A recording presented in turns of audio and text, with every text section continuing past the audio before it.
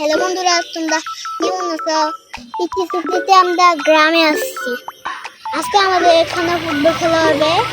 আমি আমার আব্বুর সাথে ফুটবল খেলা দেখতে যাবো। তোমরাও চলো।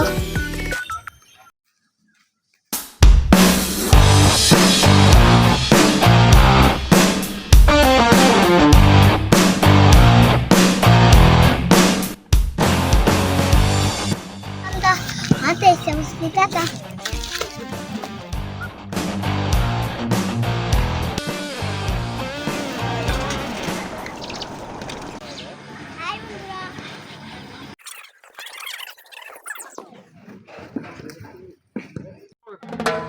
Hi,